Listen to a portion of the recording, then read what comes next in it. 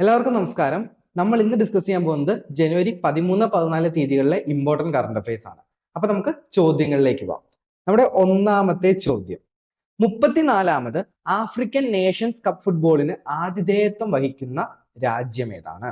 34ാമത് African Nations cup ഫുട്ബോളിന് ആതിഥേയത്വം വഹിക്കുന്ന രാജ്യം ഏതാണ്? ഐവറി കോസ്റ്റ് ആണ്. ഓർത്തിരിക്കുക, ഏത് രാജ്യമാണ്? Ivory Coast. നമുക്ക് നമ്മുടെ രണ്ടാമത്തെ ചോദ്യത്തിലേക്ക് പോവാം. രണ്ടാമത്തെ ചോദ്യം, രാജ്യാന്തര T20 ക്രിക്കറ്റിൽ 150 വിക്കറ്റുകൾ തികയ്ക്കുന്ന ആദ്യ താരം. രാജ്യാന്തര T20 ക്രിക്കറ്റില് 150 വിക്കറ്റുകൾ തികയ്ക്കുന്ന ആദ്യ താരം ആരാണ്? ടിം സൗത്തിയാണ്. ന്യൂസിലൻഡിന്റെ ഫാസ്റ്റ് ബോളർ ആയിട്ടുള്ള ടിം സൗത്തിക്കാണ് രാജ്യാന്തര T20 ക്രിക്കറ്റിൽ ആദ്യമായിട്ട് 150 വിക്കറ്റുകൾ തികയ്ക്കുന്ന താരമെന്ന റെക്കോർഡ് ലഭിച്ചത്. ഓർത്തിരിക്കാം.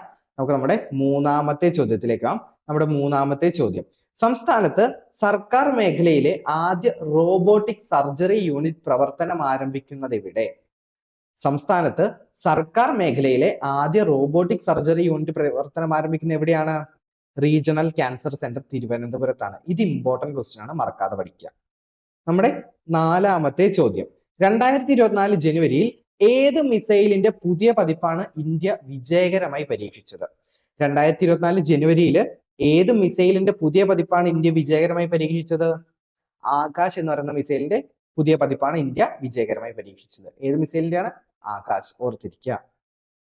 നമ്മുടെ അഞ്ചാമത്തെ ചോദ്യം, 2024 ജനുവരിയിൽ ആപ്പിളിനെ പിന്നിലാക്കി ലോകത്തിലെ ഏറ്റവും മൂല്യമുള്ള കമ്പനിയായി മാറിയത്. 2024 ജനുവരിയിൽ ആപ്പിൾ കമ്പനിയെ പിന്തള്ളി ലോകത്തിലെ ഏറ്റവും മൂല്യമുള്ള കമ്പനിയായി മാറിയത് ഏത് കമ്പനിയാണ്? മൈക്രോസോഫ്റ്റ് ആണ്. ഏതാണ്? മൈക്രോസോഫ്റ്റ്. ഓർത്തിരിക്കുക. നമ്മുടെ ആറാമത്തെ ചോദ്യം, T20 ക്രിക്കറ്റിൽ ഇന്ത്യയെ നയിക്കുന്ന പ്രായം കൂടിയ താരം എന്ന റെക്കോർഡ് നേടിയത് ആരാണ്? 2020 ക്രിക്കറ്റിൽ ഇന്ത്യൻ ക്യാപ്റ്റൻ ആകുന്ന പ്രായം കൂടിയ താരം ആരാണ്? രോഹിത് ശർമ്മയാണ്. ആരാണ്? രോഹിത് ശർമ്മ. ഓക്കെ. നമ്മുടെ ഏഴാമത്തെ ചോദ്യം, AFC ഏഷ്യൻ കപ്പ് പുരുഷ ഫുട്ബോൾ മത്സരം നിയന്ത്രിക്കുന്ന ആദ്യ വനിതാ റഫറി. AFC ഏഷ്യൻ കപ്പ് പുരുഷ ഫുട്ബോൾ മത്സരം നിയന്ത്രിക്കുന്ന ആദ്യ വനിതാ റഫറി ആരാണ്? യോഷിമി യമഷിതയാണ് AFC ഏഷ്യൻ കപ്പ് പുരുഷ ഫുട്ബോൾ മത്സരം നിയന്ത്രിക്കുന്ന ആദ്യ വനിതാ റഫറി ആണ്. ഓക്കെ. നമുക്ക് നമ്മുടെ എട്ടാമത്തെ ചോദ്യത്തിലേക്ക് പോകാം. എട്ടാമത്തെ ചോദ്യം, 2024 ജനുവരിയിൽ പുറത്തുവിട്ട ഹെൻലി പാസ്പോർട്ട് ഇൻഡെക്സ് പട്ടികയിൽ ഇന്ത്യയുടെ സ്ഥാനം. 2024 ജനുവരിയിൽ പുറത്തുവിട്ട ഹെൻലി പാസ്പോർട്ട് ഇൻഡെക്സ് പട്ടികയിൽ ഇന്ത്യയുടെ സ്ഥാനം എത്രയാണ്? 80ാം സ്ഥാനമാണ്. എത്രയാണ്? 80. ഓർത്തിരിക്കുക.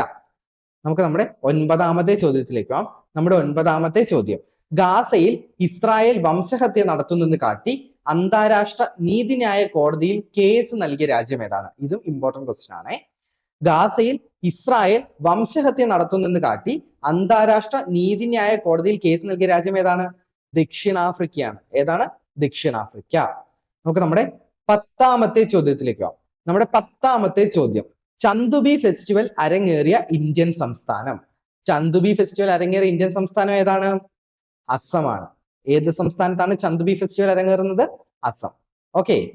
നമ്മുടെ 11ാമത്തെ ചോദ്യം, 27ാമത് ദേശീയ യുവജനോത്സവം വേദിയാകുന്ന ഇന്ത്യൻ നഗരം. 27ാമത് ദേശീയ യുവജനോത്സവത്തിന്റെ വേദി ഏതാണ്?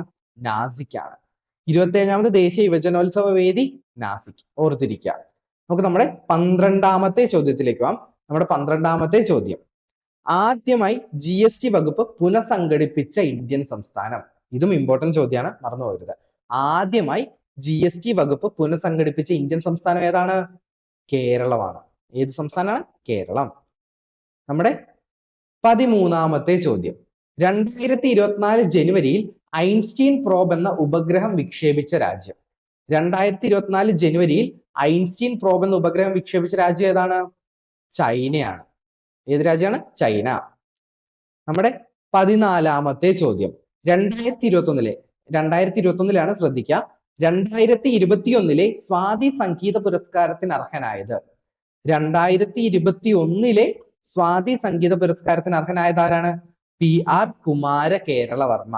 ആരാണ്? PR കുമാര കേരളവർമ്മ. ഓക്കെ. നമ്മുടെ 15ാമത്തെ ചോദ്യം, രാജ്യത്തെ ഏറ്റവും നീളമേറിയ കടൽപ്പാലം. രാജ്യത്തെ ഏറ്റവും നീളമേറിയ കടൽപ്പാലം ഏതാണ്? Shri Atal Bihari Vajpayee trans harbour link. Shri Atal Bihari Vajpayee trans harbour link ആണ് രാജ്യത്തെ ഏറ്റവും നീളമേറിയ എന്ത് കടൽപ്പാലം.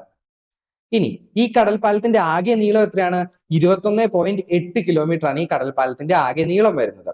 കടലിന് മുകളിലൂടെ 16.5 കിലോമീറ്റർ ആണ് ഈ പാലത്തിന്റെ വീതി അല്ലെങ്കിൽ നീളം. കടലിന് മുകളിലൂടെ 16.5 കിലോമീറ്റർ ആണ് ഈ പാലത്തിന്റെ നീളം. 6 വരിപ്പാത ആണ് ഈ പാലം. അതായത് ഈ അടൽ ബിഹാരി പാലം എന്ന് പറയുന്നത് 6 വരിപ്പാതയാണ്. മുംബൈ നഗരത്തെ നവി മുംബൈയിലെ നാവ്സേവുമായി ബന്ധിപ്പിക്കുന്നു ഈ പാലം. മുംബൈ നഗരത്തെ നവി മുംബൈയിലെ നാവ്സേവുമായി ബന്ധിപ്പിക്കുന്നതാണ് ഏത് പാലം? ശ്രീ അടൽ ബിഹാരി വാജ്പേയി ട്രാൻസ് ഹാർബർ എന്ന് പറയുന്ന പാലം. നീളത്തിന്റെ കാര്യത്തിൽ ലോകത്തിൽ 12ാം സ്ഥാനമാണ് ഈ പാലത്തിനുള്ളത്. എത്രാം സ്ഥാനമാണ്? 12ാം സ്ഥാനം. ഓർത്തിരിക്കുക. നമ്മുടെ 16ാമത്തെ ചോദ്യം. ഇന്ത്യയിൽ നടക്കുന്ന ഏറ്റവും വലിയ എയറോ സ്പോർട്സ് അഡ്വഞ്ചർ ഫെസ്റ്റിവലായ ഇന്റർനാഷണൽ പാരാഗ്ലൈഡിംഗ് കോമ്പറ്റീഷൻ 2024 വേദിയാകുന്നത്.